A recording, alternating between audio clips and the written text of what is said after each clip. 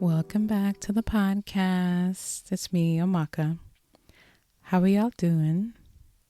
I know I always ask how you guys are doing, and obviously you can't respond back to me, but every time I say it, I mean it. How are you guys doing?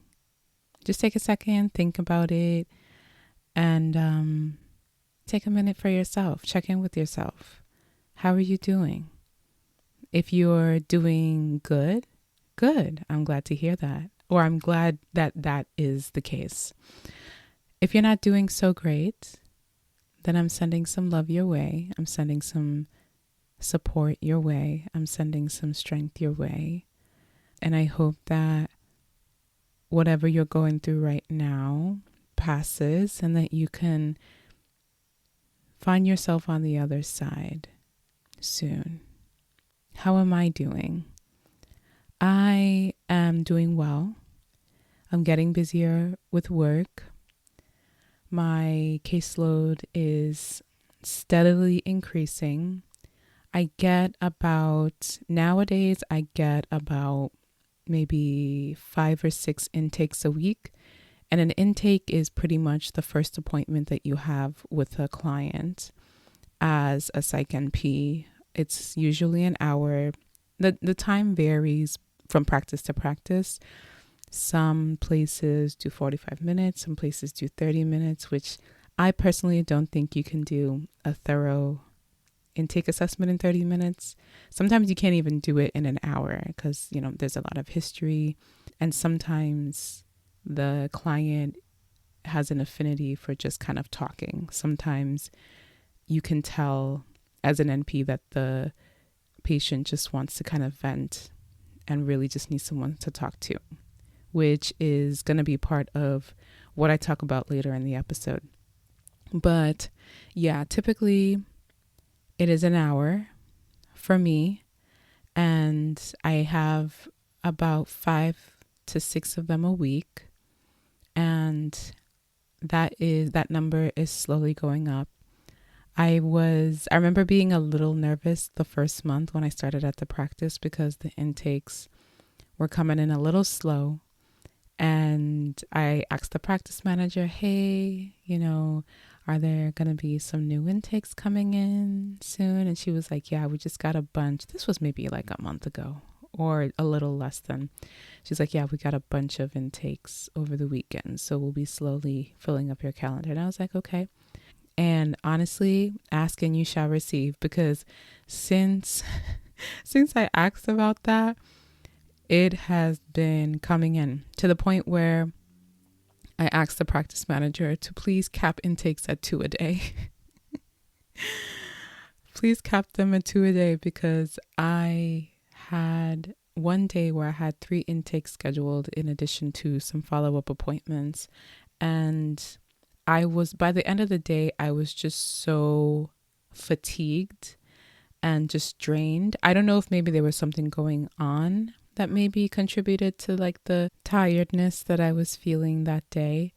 But I remember I had one last intake at the end of the day, and I got in contact with the client and asked them if we could reschedule, because I knew that I wouldn't be able to give my best and whole self to that patient if we, continued to have it that afternoon. So I realized for myself that I'm maxed out on 2 intakes a day in addition to all my follow-up appointments. And I end the day not feeling too drained and, feel like I can do other things too if I have evening plans. So I say all that to say really that I'm getting busy when it comes to work, but busy in a good way. I would say that I probably averaged maybe 1 or 2 patients a day when I first started. Now I'm averaging 4 to 5 a day. And I believe by the holidays or maybe the end of January, I will probably have a full caseload. Today I created a patient list because I actually didn't know how many patients I've seen and patients I'm managing at this point since I started first week of August. And I realized after doing that list that I am taking care of almost 50 patients at this point, which I saw that number. It's like 46, 47. I saw that number and I was like, whoa, I did not know I am managing these many cases already, and it made me feel good. I had a few different types of feelings when I saw that. The first feeling I saw was, whoa, like this is good. I am building a solid caseload. I'm managing the treatment of these patients, whether it's therapy or medications or both, and I'm really doing it. Sometimes I still have days where I'm like, wow, I'm really like a psych NP. Like, I am seeing these patients confidently. I am doing these patient interviews. I am calling these therapists. I'm talking to these primary care providers. I am, just doing everything. I am writing these prescriptions. I am just doing it all when it comes to this profession. And it has set in a little bit more for me. Like when someone asks me, oh, what do you do? And I say I'm a psych NP, like it doesn't sound like I'm lying. I don't feel like I'm lying anymore. The way I did in, January of this year when I had just first started. Like I was fresh, first job, baby NP, and I'm still very much I still consider myself a new grad. And I think that'll change for me once I hit my 1-year anniversary, which is January 24th will be 1 year that I've been practicing actively. So that's in about like 4-ish months. So I still consider myself a new grad, but still very much feeling more comfortable with the title of psychiatric nurse practitioner. And it feels good.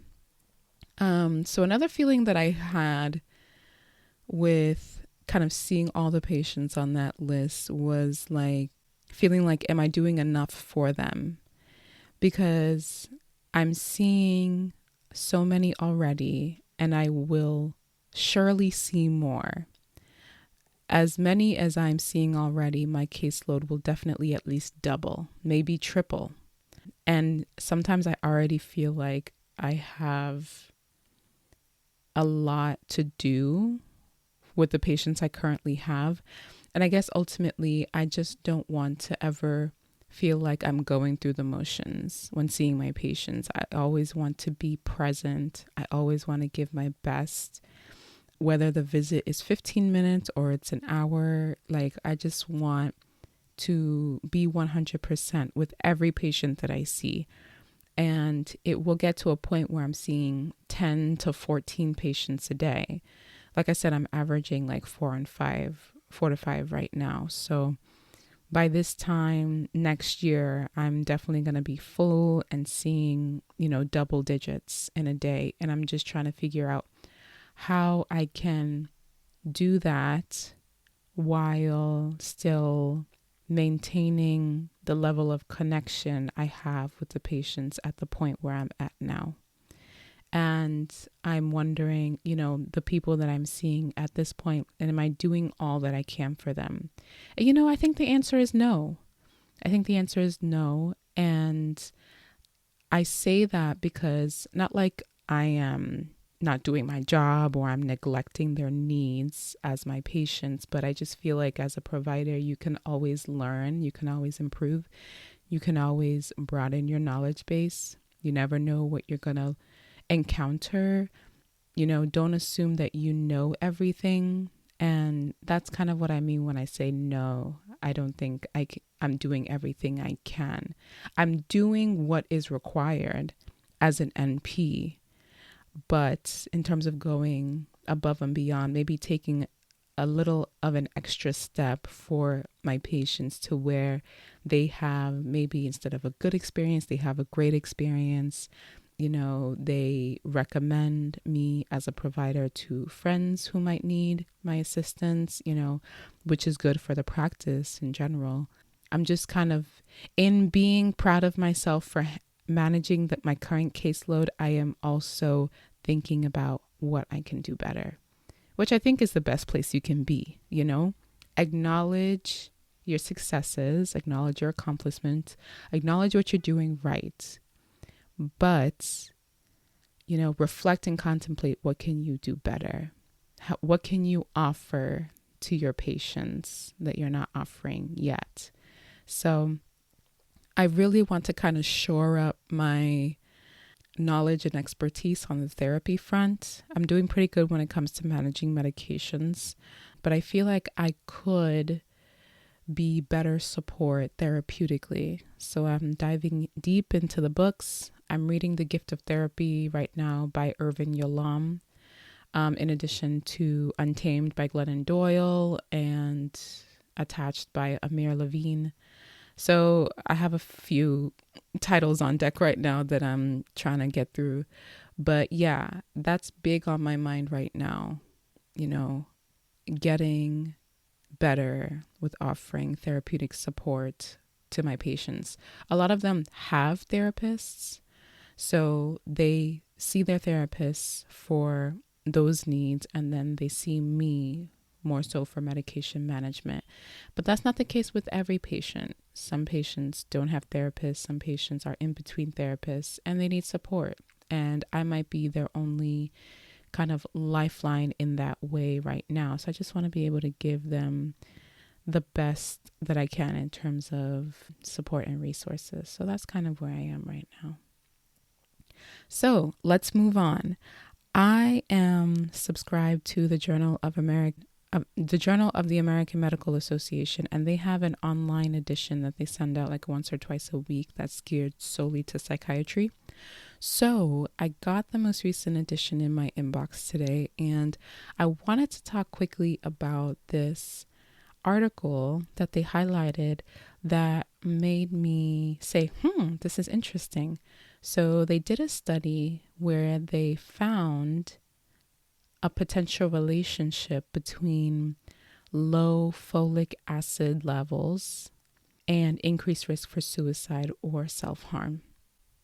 So the study included over 800,000 patients, 80% being female, and about 90% being 59 years of age or younger. And they found that the risk of suicide and self-harm decreased by about half for patients who had an active folic acid prescription versus those who didn't. Now, I will link the article in the description of the podcast episode if folks care to read further. But I thought that this was really interesting because suicide, we know a lot about it. We know a lot about what causes it, or what can contribute to it, not necessarily what causes it. But I feel like sometimes we find the way to treat it a bit elusive. Like, we know that therapy helps. We know that medication can help to an extent. But I feel like this is one of those situations where kind of just going back to the basics and considering that what could be causing a patient's suicidal ideations or impulsive self-harm or symptoms of depression or anxiety can be linked to a nutrient deficiency, which many times can be treated by over-the-counter vitamins and minerals.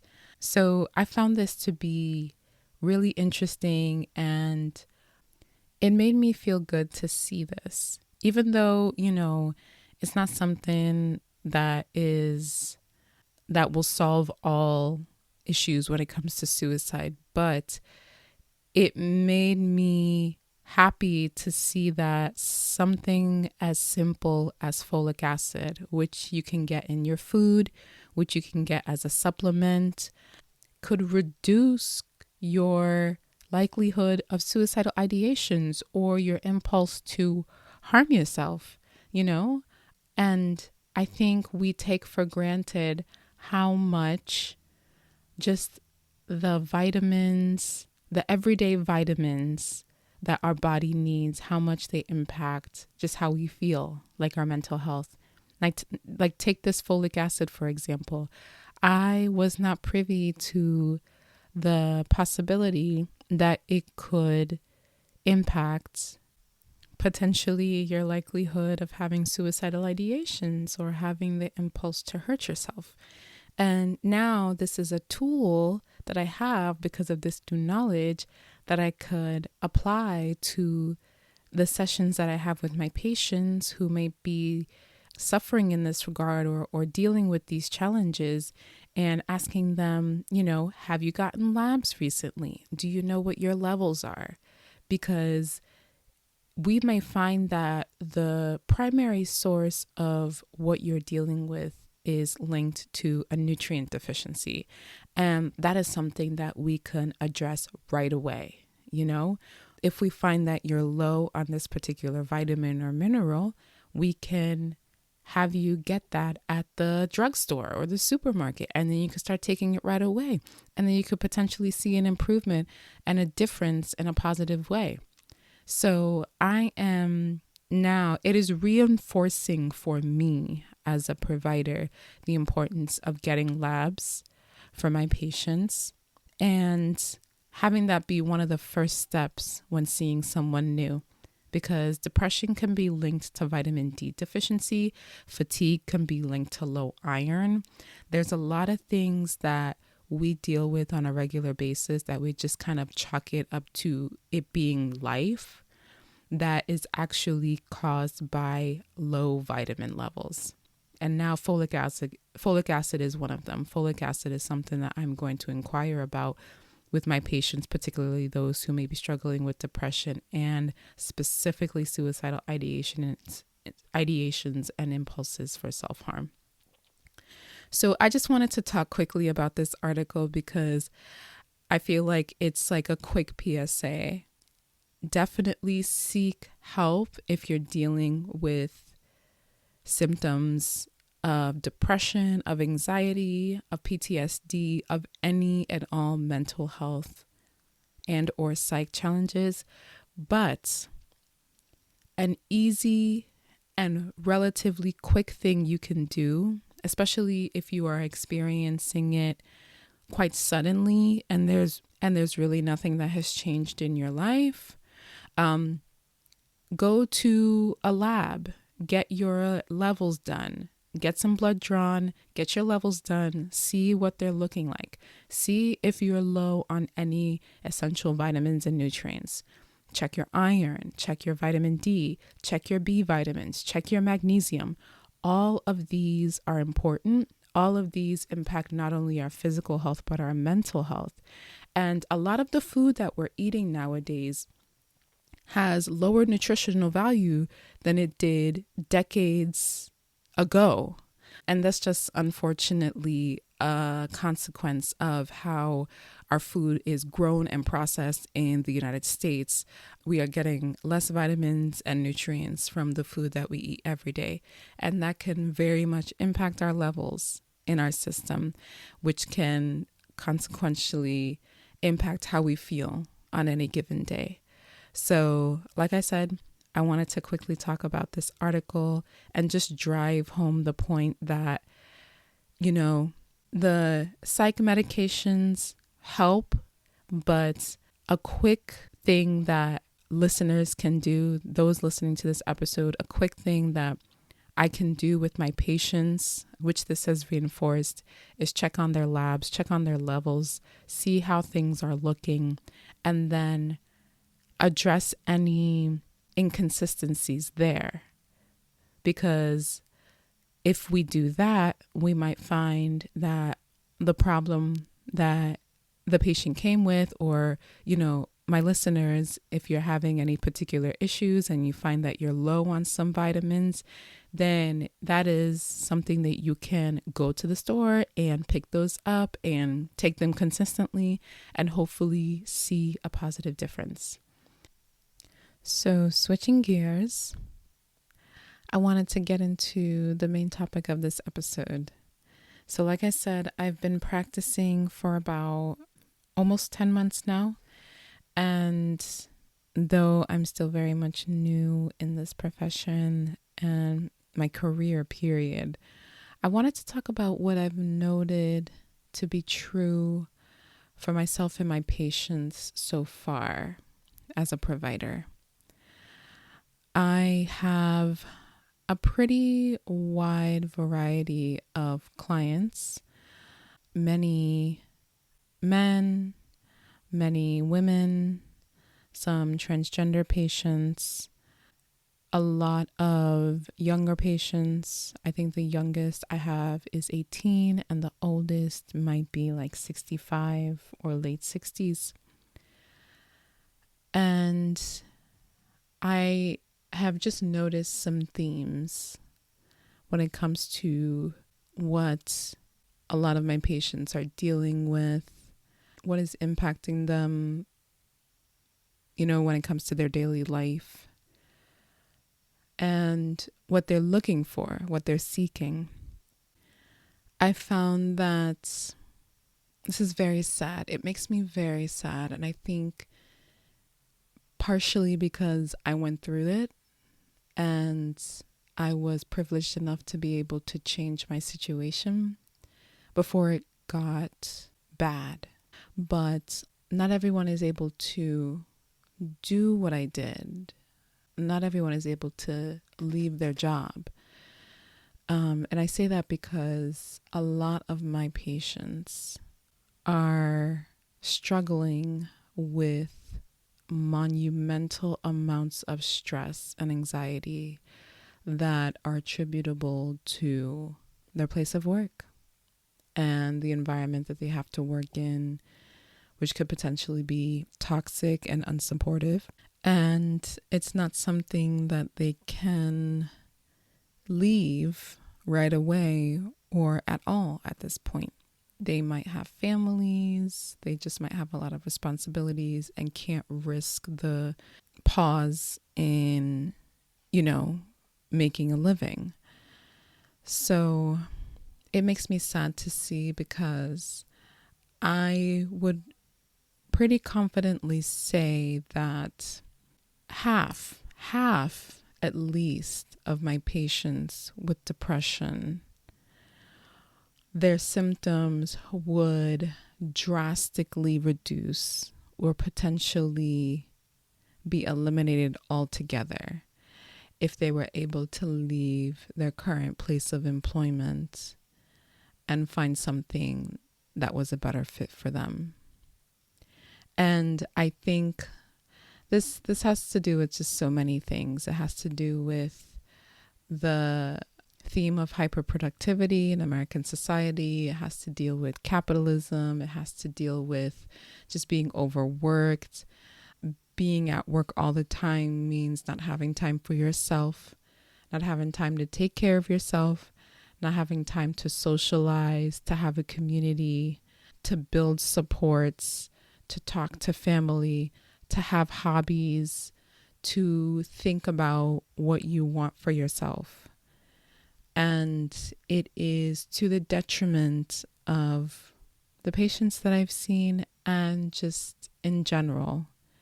And I wish I could do more than prescribe medication in these cases, because sometimes the patients know that their job is their biggest source of stress, but they can't leave it for whatever reason, which I respect, and they need medication to get through what they're getting through.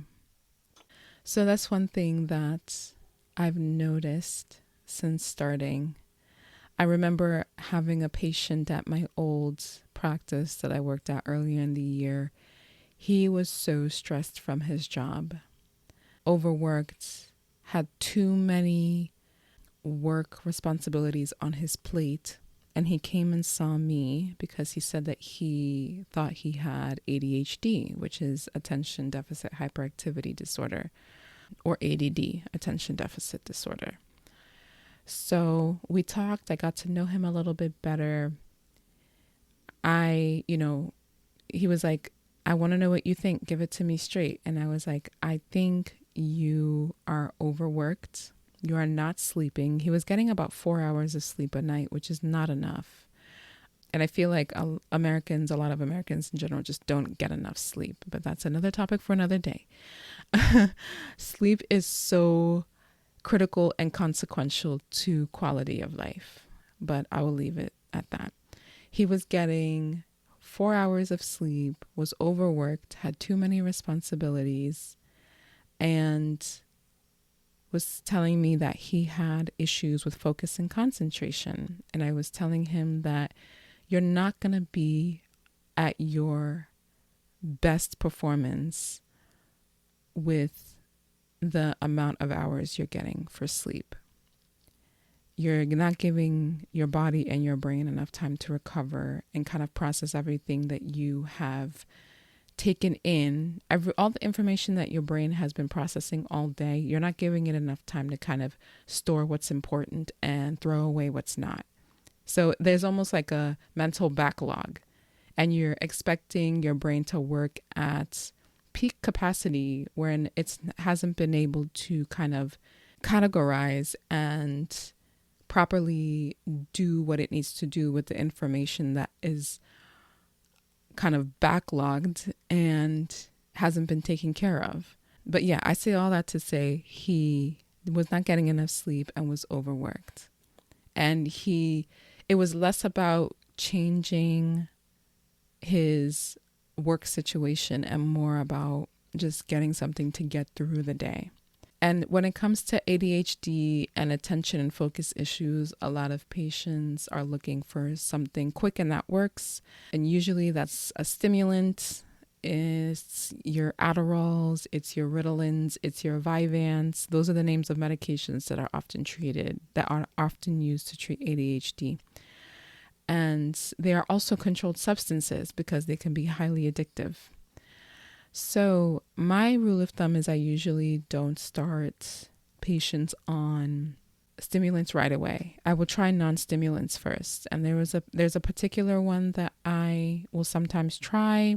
It does have a notable side effect profile. And when I say notable, I just mean there are some unpleasant side effects. It's not, depending on the patient, it can be, it can be tolerable. It cannot be tolerable. It just depends on your body chemistry. But I like to at least give that a try because I have had patients in the past who responded well to it before moving to the stimulants. So I prescribed him this medication, the non-stimulant, and told him that, I'll see you in 2 weeks, but if you find that you're not adjusting well to the medication, call the practice and I'll see you sooner. So it wasn't even maybe 3 days I heard back from him, and he wanted to see me the next week. So I saw him about a week after prescribing him the non-stimulant, and he told me he hated how he felt on it. And he wanted to put some effort into just implementing some lifestyle changes. So this was the best news I could hear because I'm always a huge proponent of figuring out what can you change in your life that will maybe help this problem you're having before we introduce medication. So we were brainstorming, we were talking, he was asking for my input. I was telling him you need more sleep, limit your screen time because he likes to be on the computer like late in the wee hours of the morning. So I was like, get more sleep. I need you to be getting at least 6 hours of sleep. And this is like bare minimum. Limit your screen time, particularly in the night, and try and do a little bit more physical activity, because his job was very sedentary, and see how you can reprioritize certain work tasks and maybe delegate others or just completely abandon the unimportant tasks altogether. So we talked. I think we also talked about meditation and mindfulness. And then I saw him the following week, and he told me that he was already feeling better because he took our conversation to heart. He started meditating and practicing mindfulness. He downloaded the Headspace app and was finding that it was helping him. And I was like, this is great news. And, I said that I am a big fan of meditation just from a personal place, and I like the Calm app. Headspace is great too, but I have found that I just kind of click more with the Calm app. And he was like, okay, I will give that a try. So I think at this point, he had discontinued the medication. He was feeling better. The side effects had all subsided and were no longer an issue. So I was like, you seem like you're doing well now, but before I completely discharge you, I want to see you one more time in 2 weeks just to make sure we're on the right track still. So he was like, okay. So I saw him 2 weeks later, and he said that he was really surprised at how much meditation had positively impacted his life. He felt just much more calm. He was dealing with irritability. When I was first seeing him, kind of, unnecessarily snapping at like his kids, his wife, and it was his wife that was also pushing for him to see a practitioner. So he was saying how he's much less irritable. He's so much calmer. He's able to focus better. He's getting better sleep. He is trying to take walks with his son more, so he's not as sedentary, and he is taking seriously prioritizing what is important at work and leaving the rest. Like, if there's a meeting on his calendar, he will really consider if he needs to be at that meeting, or if it's time he can devote to himself and the work he needs to do, or maybe even do a quick meditation. I think at that point he was meditating maybe twice a day, or maybe like twice a day for short spurts, or maybe like a longer period. But I'm never going to forget that patient, because it was the best example for me of how lifestyle changes can really improve your life to the point where you don't even need medication anymore. And I still think of him. I'm hoping that he is doing just as good, if not better, than when I last saw him. But I just wanted to mention that he was able to kind of reshuffle things with work and not be as stressed, not be as anxious, being able to focus, being able to get more sleep. And, I am also encouraging the patients I see now, however, is appropriate, that if you can figure out a way, if you can't leave your job, that's understandable. But if there's one or two ways in which you can reduce your stress at work, let's pursue it. If you are able to reshuffle some responsibilities, deprioritize some tasks, do whatever you can to the point where you are not jeopardizing your job. Do it. Because I personally think that no job is worth your mental health. No job is worth your sanity. And if you are able to figure out a way to prioritize that a little bit more, you will be better for it.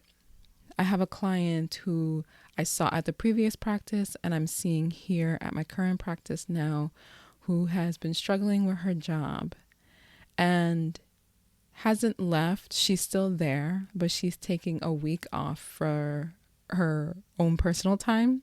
And when she told me this last week, I was over the moon. I was like, I am so proud of you. I'm so proud of you for taking this time off work, because you need it. She is burnt out. She's burnt out. And a lot of the anxiety and depression that she's struggling with and the ADHD is because of stress from work. And I remember asking her when I first met her, like our first couple of sessions earlier this year, I was like, have you ever considered that maybe your job is a primary source of your stress and your symptoms? And she was like, yes, I know. I know it's a big part. And, I'm a big believer in everyone encounters their own realizations in their own time. Everyone takes action in their own time. You can preach until you're blue in the face. But if it doesn't click for that person at that particular time, then okay. It may click for them later, weeks, months, years later. Hopefully it doesn't take that long. But I just see myself with some of my patients as someone who just continues to support them while they're on that journey of realization. And sometimes things are preventing them from making those changes or those shifts right away.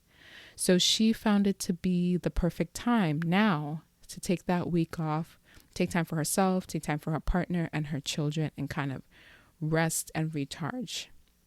So I hope these examples kind of paint a picture a little bit about how work can just be a huge drain on us mentally and physically. And if there's anyone out there listening who is in a job that is negatively impacting their mental health, I really hope that you're able to figure out a way to protect your mental health if you do not have any other options in this present moment, because I do understand sometimes you just can't leave your job right away.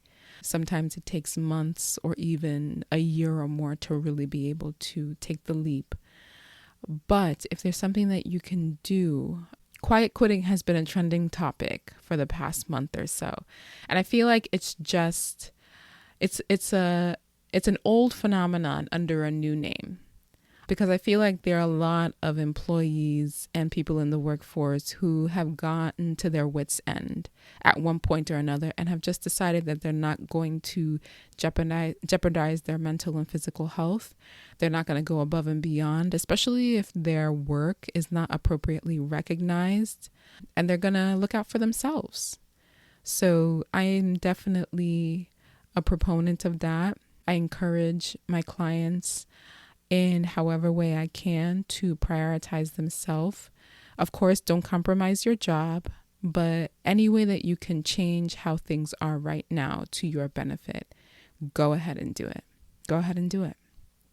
So I also wanted to say that I find that a lot of my clients just want to feel heard. They want to feel like their experiences matter. They want to feel like somebody is listening to them intently, taking everything that they're saying in, and just want to know that what they're going through matters, their experiences matter, their existence matters. And I find that a lot of my clients don't really have that in terms of adequate support, whether it be family, whether it be friends, having someone to talk to who can validate what they're going through and tell them that they're not alone. Some clients only get that when they see me, however often. Some people I see once a month, some people I see every 3 weeks, some 2 weeks, depending on their needs. But it saddens me that the people that I'm seeing, and I feel like this can potentially be reflective of our generation, just people at large, that a lot of us has become so just disconnected and just emotionally distant to the point where we don't have emotional support. And it's important, but it's getting more and more scarce.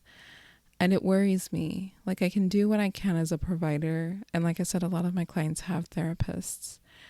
But friendship is important. Friendships are important.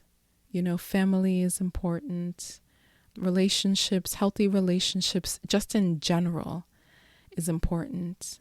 And I feel like a lot of people are lacking that, and they're feeling the impact of it. And I just wish I could do more. But in the half hour or hour that I'm talking to my clients, I'm really trying my best to let them know that I'm hearing them. I'm hearing every word they're saying. I'm taking it in. I am listening reflectively and actively. I am making sure that they know that their experience matters, and I validate it for them. And I have had patients express gratitude for that. So I know that I'm doing something right. I just wish it wasn't, so prevalent, because I see it with a lot of my patients, and I just wish there was more that I can do. And lastly, just from my perspective, I'm always trying to figure out what I can do better for my patients, and I have discovered that they feel better with their sessions. I'm talking particularly with intake sessions, the sessions where I meet them for the first time. I ask them a simple question. How do you think the session went for you? And they usually say, I think it went well. But I do say that because I want the client to be able to tell me if there was anything that they felt could have gone better. Because one, I'm new. And two, even when I am seasoned in this field, it doesn't mean that there will be nothing left for me to learn. And I am big on the client knowing that they and I are a team. I am not your doctor or medical provider who's just telling you what to do. We are working together to figure out the best course of action for you because you are the expert on your life. I'm just meeting you for the first time. I don't know anything about you.